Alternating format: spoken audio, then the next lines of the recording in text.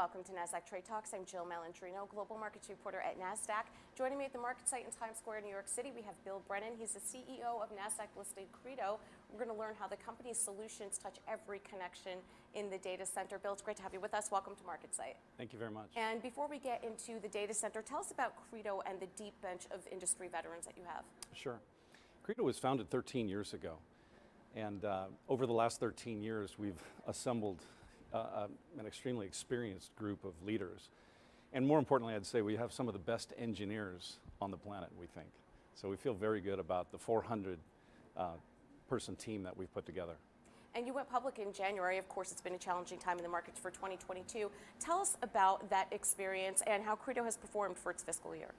Yes, nobody's ever accused me of having great timing, but many people know that the IPO process is really a very detailed, complex process that takes up to 12 to 18 months. And so we had done the work. We felt like we had good support from investors. And in January, when the market kind of went sideways, we made the decision every day to keep going forward. And I'm super happy about that.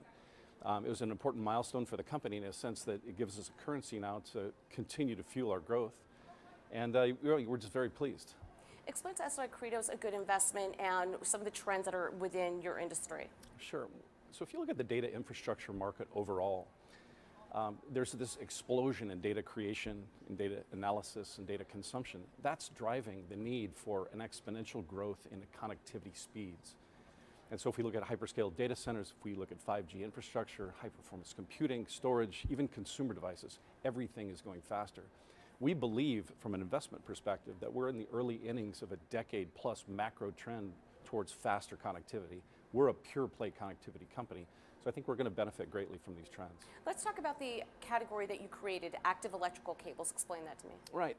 So we really look at the data center as our first market, the Ethernet standard, as our solution space. And where many companies are thinking that the world is going optical, that's kind of like been the de facto belief. We really looked at it on a wider scale, and so we're looking at copper, we're looking at optical. And as you go faster, there's a definite shortening of copper because it's a very lossy material. We decided to make an active electrical cable to offer a solution that's half the power and half the cost of optical. And that, we felt like we were running the race alone for several years, but it's really proven out to be a category that's well accepted by the hyperscaler customer base now.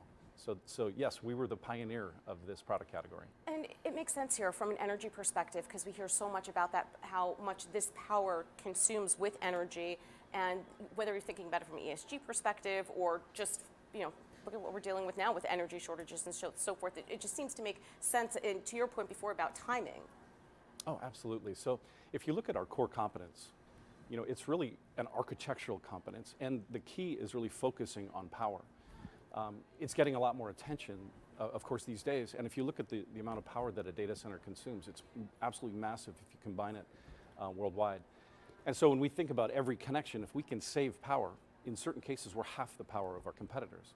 It's a huge benefit. Yes, it's a huge benefit to our customers, but it's also, from an ESG perspective, very important.